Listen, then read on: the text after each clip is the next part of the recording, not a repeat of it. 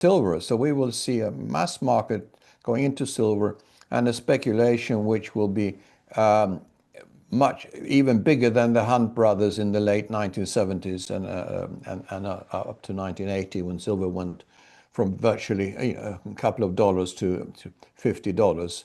Then, of course, it went down dramatically. This time we have an underlying industrial demand of a magnitude that the world has never seen before. So this is why silver will be going up for a much longer period and much faster than it did in the late 1980s. So silver will go up 2, 3 times as fast, at least as gold. But remember, silver is very, very volatile. So holding just silver is, in our view, dangerous. You could maybe hold silver. India and China are now driving the next major phase of the gold market, not just through household demand, but through powerful institutional buying. Legendary investor Egon von Greyerz explains that this shift changes everything. For decades, gold demand in Asia has been led by families and individuals. But today, institutions are stepping in with far greater firepower. In China, insurers have recently been authorized to allocate 1% of their funds into gold. That may sound modest, but when scaled across the world's second-largest economy, it's billions of dollars flooding into a market with limited physical supply. More importantly, expectations are that this limit could rise to 5%, multiplying the impact fivefold. Add India, already the world's largest private holder of gold, and the result is clear. Demand is far greater than what the market can provide at current prices. The only way forward is higher valuations. Silver, however, could be even more explosive. Unlike gold, silver's market is small and chronically short of inventory. At the same time, its industrial role is expanding rapidly, from solar panels to next-generation solid-state batteries in China. Silver also remains far cheaper than gold, trading at over 80 times less. This makes it the poor man's gold and an attractive entry point for retail buyers. Egon recommends balance. Hold 70 to 75% gold for long-term stability and 25 to 30% silver for potential upside. Gold preserves wealth, silver amplifies gains. Together, they offer both protection and extraordinary growth in today's evolving global economy. If you found value in this breakdown, please hit the like button, subscribe, and share it with other investors who are paying attention. We're here to keep bringing you sharp analysis and voices that actually understand what's unfolding. Thanks for watching. So we talk about India here, and of course they are, as a people on the whole, I mean, all Indians hold gold. And here we're looking at now institutional money also moving into gold because of the change of rules. The same is happening in China. China is now talking about first 1% for insurers into gold will be allowed. And that is most probably going to increase to 5%. And when these massive countries put major amounts of money into gold, we are going to see a massive demand that, as I have repeated many times, cannot be met by physical gold at today's prices. So, because there is not enough gold in the world to deliver to all of the buyers that are now going to look for gold. So the only way that they can get gold is to pay higher prices. And we are going to see, as I said many times, gold going up by multiples from here. I repeat, going up by multiples. The world doesn't realize that, and the gold has been now going sideways for, well, since April, really. Beginning of April, gold has been going sideways. The next move is imminent, in my view. Whether imminent is tomorrow or in a week or in a month, it's irrelevant. So we have now seen a consolidation of over 4 months, and the next move is very near. So that's why, as we've been saying since 2000, hold gold for wealth preservation. We went into it at $300, is now $3,500, and we're going to see gold going up to much, much higher levels. And now is the time, if you haven't got it already, to hold physical gold outside the banking system, obviously, because it is still today, even though the increase has been very high, for as I said, over 10 times in the last 25 years, That's just the beginning, in my view. We're going to see a much, much higher gold price. And it's not because I'm a gold bull, it's only because the world's currencies are continuing their drop to zero, and that will be reflected obviously in the gold price. It's a trend, and we've been saying this now for a few years, you and I, and especially since the US and therefore the EU always follows the US, whatever they say.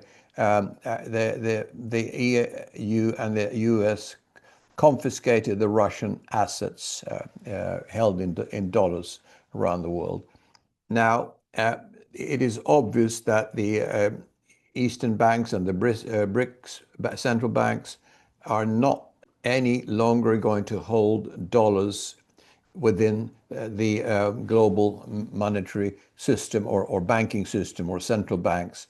That's why we're going to see a gradual shift here from dollar assets as reserves for central banks into gold and silver. Now people are starting to realize that silver is also incredibly important.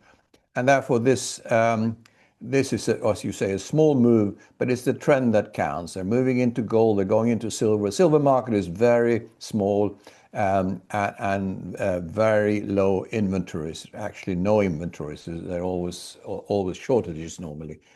This is why, I mean, the silver price does not need much demand to go up substantially. Solar panels are having massive demand for silver. Now also in China, they're starting to manufacture solid state batteries for cars, which also requires a high silver quantity. So silver, Jan, is going to explode and go up many times faster than gold. And in industrial products that they use silver, it's such a small amount, so it's not going to increase the prices a lot, but it's going to increase the demand for silver. So yes, silver prices will go up substantially in the next few years. You know, remember that silver is more than 80 times less in price to gold. So silver is often called poor man's gold. You know, so a lot of people who can't afford to buy gold will buy silver. So we will see a mass market going into silver and a speculation which will be much even bigger than the Hunt brothers in the late 1970s and up to 1980 when silver went from virtually a couple of dollars to $50. Then, of course, it went down dramatically. This time we have an underlying industrial demand of a magnitude that the world has never seen before. So this is why silver will be going up for a much longer period and much faster than it did in the late 1980s. So silver will go up 2-3 times as fast, at least as gold. But remember, silver is very, very volatile. So holding just silver is, in our view, dangerous. You could maybe hold silver 25-30% of your total precious metals holdings, but hold gold also because it's much more stable than silver is. But the upside in silver, speculative upside, is enormous today. Since 2021, when long-term interest rates hit their bottom, the direction has been clear. We are entering a multi-decade cycle of rising rates, persistent inflation, weakening currencies, and strengthening precious metals. Egon von Greyerz warns that while central banks may cut short-term rates temporarily, it doesn't change the bigger picture. The real trend is in long-term rates, and they're headed higher for years to come. What's driving this? Soaring government deficits, relentless money printing, and inflation that simply cannot be contained indefinitely. With record levels of global debt, higher rates will become unmanageable. Many bonds will, in effect, default, not through open failure to pay, but through devaluation and endless currency creation. The outcome is the same. Creditors lose, currencies weaken, and real value evaporates. And this shift doesn't just hit the bond market. Egon says global stocks, bonds, and property are all highly vulnerable. Once the downturn truly begins, equity markets could lose as much as 75% or more of their value. That means trillions in wealth could be wiped out, especially for the rich who hold the bulk of financial assets. This new cycle will bring a dramatic redistribution of wealth worldwide. In the middle of all this turmoil, one constant remains: Precious metals. Gold and silver stand as the ultimate hedge in a world where paper assets and fiat currencies are on the path to destruction. Let's get back to the interview. For me, since 2021, when the long-term fall in interest rates bottomed, I've been very clear that we are now starting certainly a 20, 30-year cycle up of interest rates, higher inflation, higher interest rates, and of course falling currencies and rising precious metals. If they decrease their short-term rates for a while, once or twice, it has no significance. The long-term rates are telling us what is happening in the market, and it's much more difficult to control the long-term rates. And they're going up, and they are going to, I've said that for a long, long time, 10, 15 years at least, that the long rates will pull up the short rates, because with the deficits, with the inflation we have, and with the money printing we have, it is not possible over time to control long-term rates or inflation. So we're going to see much higher rates, whatever the short-term moves are. We should not worry about that. The rates are in a long-term uptrend, and inflation also. And you can never print unlimited amounts of money and have zero inflation. It just doesn't add up. So yes, higher rates, and that's of course what very few governments can cope with, with the amount of borrowings they have and the amount of deficits they have, which are increasing the borrowings. So it's going to be, I think many government bonds will actually fail, and countries will default. They won't call it a default. They will just print more money, and it'll be automatic devaluations. But in effect, it will be a default, because currencies have to go to zero, as we always expect in every monetary era. Long-term downturn in stock prices and stock valuations. Whether it starts like it often does in September and then accelerates in October, or it takes a little bit longer, it's irrelevant. To be in the stock market now is extremely high risk, and once this fall starts, it's going to lead to, in my view, at least in relation to gold, it will probably be a 95% fall of stock markets, but also in absolute terms, it will probably at least a 75% fall of the stock market. So that we are looking at a massive wealth destruction taking place now. You think about stock markets falling, bond prices falling, and property prices falling. The rich will be much, much less richer in coming years, and they're not prepared for it. They are not prepared for the total fall in their net worth and in the value of their assets. And that's going to lead a totally different wealth distribution in the world. Now, compared to money supply, monetary basis, whatever you compare it to, gold is extremely undervalued today, and we will see it overshooting. And of course, the monetary base, remember, or the money supply will grow exponentially in coming years because of the amount of money printing required to satisfy the deficit spending of most governments, especially Western governments.